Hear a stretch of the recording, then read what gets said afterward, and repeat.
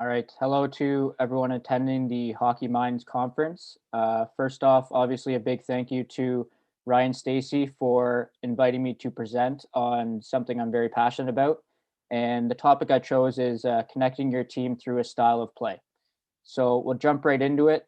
Just a quick background on myself. My name is Connor Cadaret. I'm 27. I was born and raised in Stouffville, Ontario. I've been coaching hockey for 5 years, mainly at the AA level as an assistant coach and a head coach. And then more recently jumped to the junior A level. And this upcoming season, I'll be an assistant coach with the Cobourg Cougars of the OJHL, as well as being the head coach of the Stouffville Clippers U18 AA team. And then I'm also going to be the director of coach development and wellness for all of Stouffville minor hockey. And I'm really excited to start off that role. So what we'll cover today, uh, quickly we'll go into kind of systems versus habits and why habits are better to focus on for minor and junior hockey. And this presentation will kind of skew more towards minor and junior hockey. A lot of it won't relate a lot to the pro side. After that, we'll go to the four macro moments of the game. Something I took from a basketball book actually, and how it relates to transition hockey, and then kind of the main part, creating a unique style of play for your team, and inside that, just how that connects your team, how it empowers your players, and how it prepares them for the future. And then to finish, we'll just go over quickly how you can actually go about teaching that. So to start off, like how do we break down hockey? If we're looking at hockey, and the majority of hockey is played 5-on-5. For the purpose of this presentation, we'll be speaking about 5-on-5 play. So when you break it down, you can kind of go to the areas on the ice. So the offensive zone, neutral zone, D zone, and then you break it down further, and you can go with and without the puck. What do we do when we have the puck, and what are we trying to do when we don't in order to get the puck back? You break it down further, you get all these sort of set or controlled areas of the game with the forecheck, neutral zone forecheck, breakouts, retrievals. And all of these areas, like I said, they're kind of set areas. They're things that we think we can control. And it's easier for maybe the less confident coach to really focus in on these areas, because there's less variables. But that's not really how hockey's played, especially in minor and junior hockey. A lot of the game is played in transition. And in transition, it's harder to actually have these set plays happen because players get out of position, someone's on a change, someone's at the end of a shift. So it's harder to actually run into these situations that happen exactly as you draw it up. And what you end up with when you focus on those set areas is kind of a lot of numbers and not a lot of teaching. So, like I said, it's easy to just say we're going to run a 1-2-2-0 zone forecheck, or we're going to do a 1-3-1 in the neutral zone. But what are your players actually learning if you're doing that? Are you really breaking down the intricacies of that and going down to the habits of those things, or are you just telling them where to stand? Because, like I said, that's not hockey. And are your players even really understanding what you're saying? I feel like you just agreed with me, but you weren't listening to what I was saying. Yes. You pointed at me like I said something, but I didn't. Good. Right. So maybe you're running into a couple of Charlie Kellys from It's Always Sunny, but like I said, what are they actually learning? Right? Like drawing X's and O's on a whiteboard is easy, but are they actually learning? Right? Like, are you scared to actually teach them the proper ways to do these things? Right? And the habits that they can actually take into each situation. And what if that situation changes? Right? Like systems, a lot of the time, and this is why I said it's more related to minor and junior, because in pro, guys are usually in the right spots. And that's why having a system is important, because you can game plan for what the other team will do.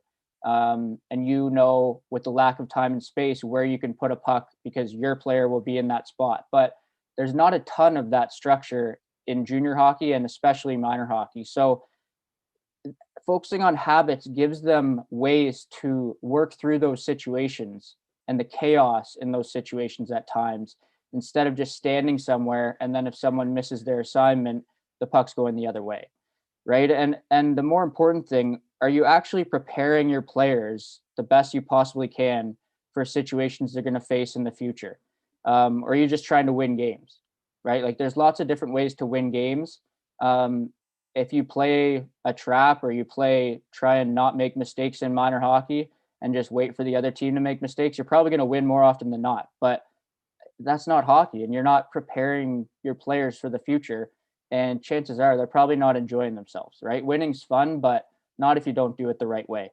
And I always measure myself as a coach with the players that I'm coaching.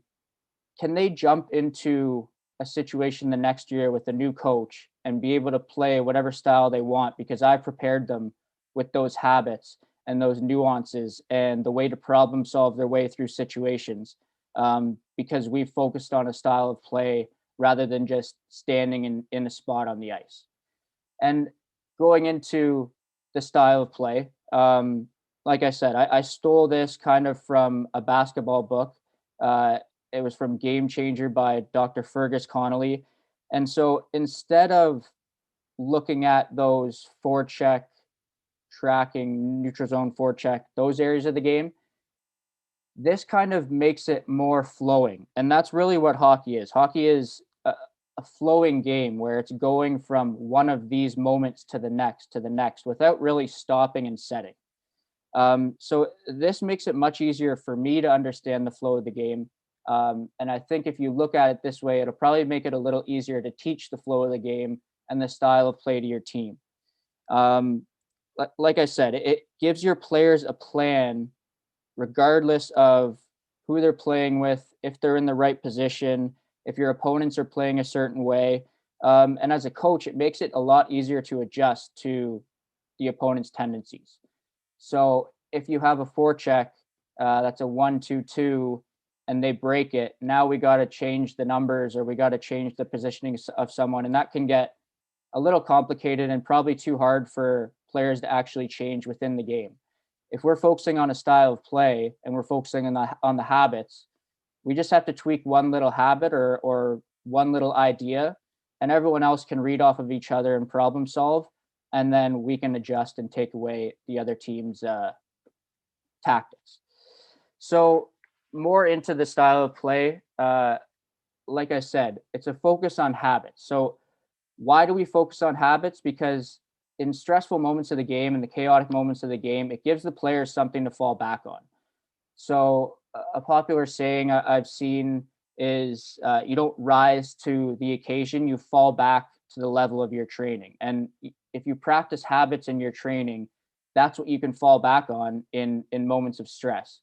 And I put the definition there of habit. So a habit is a routine or behavior that's repeated regularly and tends to occur subconsciously. So that's the level you want to get to. You want to get to the point where they're doing these habits that you value subconsciously on the ice, and they can know what their teammates are going to try and do, and they can read off that. And it, like I said, it doesn't matter if someone's out of position. They can then adapt that situation, right? And it empowers your players to hold each other accountable. So if they know the habits that you value, right? And that last point there, I said, what habits do you value?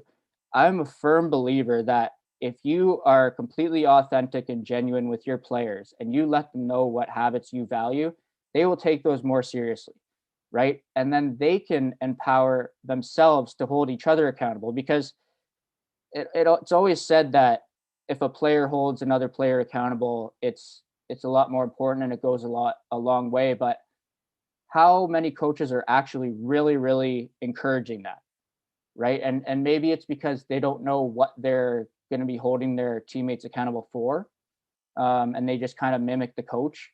So this gives them a firm understanding of what habits we want in our style of play, and they can hold each other accountable to those things every single practice, and every single game. And it really gives them a voice and lets them steer the ship of the team, because ultimately it's them on the ice, right? It's not the coaches, it's them on the ice, the players. So the biggest thing for me is it really connects your team. And I kind of just went into that, but it gives them a shared identity that they can work together and problem solve through situations on the ice together. Okay. And communication, I'll get into in a sec, but that's a big thing. And it creates more opportunities for players to lead from within. So, what I mean by that again is holding each other accountable, interchanging roles depending on the situation, and they're not feeling stuck. They're not the F1 in a 1-2-2. They're not an F2. They're not standing somewhere on the ice. They can lead and they can choose a role that they like in our style of play. And then they can step up. And one of the best things you can hear is we don't do that here, right? If something you value is creating controlled entries and someone dumps it in that's maybe new to the team, one of your players can say like, no, like we don't do that here. Like that we want to create controlled entries and this is what we do. And like, I'll help you do that. And it really gives them that voice to take over the team. And it frees them up to just play. Ultimately, that's what you want. You don't want them thinking on the ice. You don't want them playing like pieces on a chessboard. And it bonds them on the ice. It really gives them a chance to have team building on the ice, right? A lot of team building is done off the ice at getaways or workshops or whatever. This gives them a chance to really have team building on the ice because you're reading off your teammates, you're talking through situations, you're coming back to the bench, you're going over what happened, what didn't happen, what can we change, and it just adds to that bond of the players on the team, and it lets them take over again. The goal of the coach ultimately is to not be the coach. You want to hand off as much of the power to your players as you can, and this frees them up to really take control of their game and just play hockey. And so this is sort of my style of play. Obviously, a lot of habits and details within each, and this is mainly towards the U18, U16 level that I've been coaching. It's probably not something you would share entirely with your team, not all at once, just too much to focus on.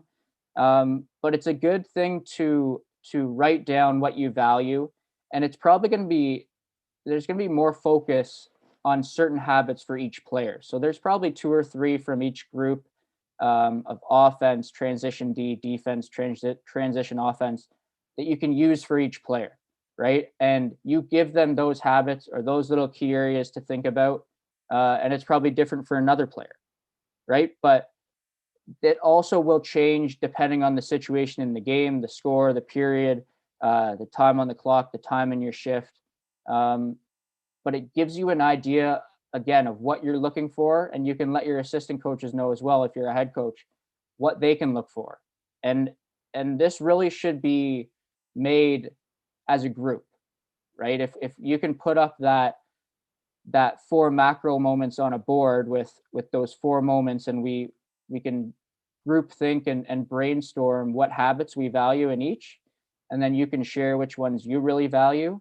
You can come up with your style of play, right? Because maybe your players want to play a little bit different way than you do, and it can be more of a group effort, right? Because you don't want to be shoving round pegs into square holes. Like, you want a style of play that fits the players that you have. And so kind of just getting a little deeper into the weeds on mine, a couple that I like on offense, find better. No settling for shots, right? We want to find better. We want to work it east to west across the seams.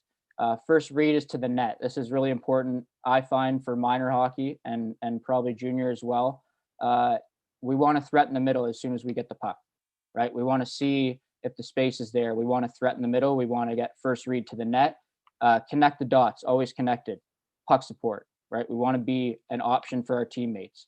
Transition D, all 5 fight to get above. So some teams have hangout guys where they allow them to kind of take the track off and hope for a quick turnover. I want everyone fighting to get above the puck. Stop it before it starts, mainly for our defensemen, right? I want them surfing over, playing D going forwards, stopping the rush before it starts. And then defense, transition offense, defense, fronts are better than box outs. I want defense getting in front of the shots, blocking them, fill the cracks. That's something I kind of say to be aware of your stick, taking away options, filling the cracks in our coverage. And transition offense, which probably the most important part for me is transition offense. I'm a coach that very much likes the offensive side of the game. I think we've had the leading scorer in our league for U15 and U16 AA when I was the head coach. Um, and it's always thinking offense, and that's not taken away from defense, but that's being ready to jump, right? Five together. So we're going up the ice together. The defense aren't just watching, they're ready to jump. And then an important thing too is check your tank, push versus protect. So basically what that means is where are you in your shift, right? We want to be thinking offense, yes, but if you've been out for 45 seconds, if you go for a rush, will you be ready to actually track all the way back and then play D if you have to? Probably not. So check your tank, push versus protect. If you're at the end of the shift, maybe manage the puck, get some fresh legs, and then we can go from there. And the middle is kind of just the overarching themes. Dictate always with a purpose, do the right thing, make good decisions. And I think do the right thing kind of is all encompassing to all of this and the way I see hockey. And there's so many moments in the game where you have the choice to do the right thing. And a lot of the times the right thing is the hard thing. It's taking a check. It's blocking a shot when you're way at the end of your shift. Um, if they're always thinking do the right thing, you're going to have a successful team most likely. And so finally, how will you teach it?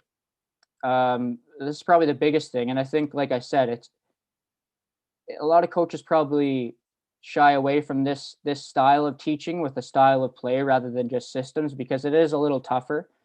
Like I said before, it's probably easier to just say we're doing a 1-2-2 and draw X's and O's on a whiteboard, but I would much rather be teaching. And the biggest thing is communicating.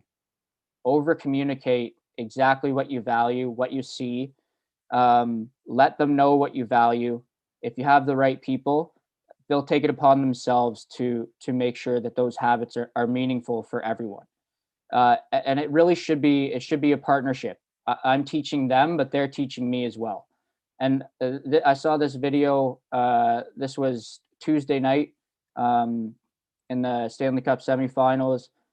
Burrows and Gallagher on the bench, and this is the partnership you want, right? A question's being asked, it's being explained. I like how Burrows gets down to his level as well, and this is the collaboration you want, right? You don't want a player asking a question. A lot of times they don't because they're scared of what the response is, or they think that means that they don't know what they're doing. You want to say it should be a constant conversation at all times, right? During a game, on the ice, on the bench, in practice. And in practice, the best way to teach it is designing ways to emphasize those habits. So the biggest question I ask every single area we work on in practice, and I don't even like saying drills because they're not really drills. I want to ask, when does this happen in a game? Right? Are we practicing something that happens in a game? Because if we're not, then why are we practicing it? If it's not going to happen in a game, then there's no point practicing it. So when does this happen in a game, and when can you emphasize the habits and the problem solving? So before you go on, if you have your sort of plan, you can kind of know what habits will show up in each drill and be ready and be prepared to praise those habits and have your assistant coaches ready to praise those habits. Right. And that's the next thing, that praise the habits, not the outcome. So a lot of times in practice, there's big stick taps and yells for goals, for nice moves. Praise the habits. Tell your assistant coaches, if you're a head coach, to really watch out for specific habits. Get on those guys and really praise those habits. Praise the thought process and understand the thought process. If there's a mistake, ask what they were trying to do. Right. If it probably more times than not, they were trying to do something that fits your style of play. Instead, no one wants to make a mistake. So understand what they're trying to do and don't worry so much about correcting those mistakes. Focus more on building the good habits, because you'll be surprised how much building up the good takes away from the bad just inherently. And finally, shut up and give permission. As a coach, you don't always have to be the smartest guy on the ice, right? Don't feed your ego by stopping the practice, stopping the drills every time you see something or you want to teach something. Let them use the game as a teacher and kind of work through things themselves, right? Can you blow your whistle and stop a game, right? If you see a mistake or something to correct? No. So let them work their way through things, right? If you want to give the power to your players, let them work through things. And then at the end of the drill or when they're getting water or something, then you can mention something they can change or something they can add. But don't be stopping the drills practice all the time. And especially if you want to create transition moments in your practice where you're simulating a game and you're going offense to defense and defense to offense and through those 4 macro moments, then you really don't want to be stopping those and taking away from the flow, right? You want it to be a flowing practice, not so much drills, just flowing through those 4 moments and being aware of what habits we're going to look at and give permission to your players to hold each other accountable and to talk and to run their own things and tell you what to change in a certain area we're working on, right? I tell players all the time, if you see something we can add or something we can make this area better that we're working on, tell me and then we'll add it, right? And kind of lastly, my core habits they kind of go along with my style of play that I shared earlier, but these are the really basic things that we hold accountable every single practice, and I do no matter what kind of age I'm coaching or what practice I'm running. I was lucky enough to run some U9 practices last season, and the same habits applied, and it was pretty cool to see how quickly they really took upon themselves to make those habits a part of their game. And the main things for me is with the puck moving and filling. So I will rarely assign lanes in a drill where someone has to run this route, this route. Certain entries you can do that 100%. But I want guys moving and filling and filling lanes themselves. Get inside, kind of goes back to threat in the middle. First look is to the net. I want pucks getting to the inside, bodies getting to the inside. Do not want to get stuck in a constant cycle on the outside. Stop at the net, a really big thing for me. Every drill that you possibly can after you shoot, you're stopping at the net to be ready for the next shot, because pretty much the majority of shots in a game, there's someone in front of the net. There's some sort of screen, so that helps goalie and player. Without the puck, angling probably one of the biggest parts of the game. The biggest without the puck for sure. Always a focus, can always be corrected and enhanced during practice.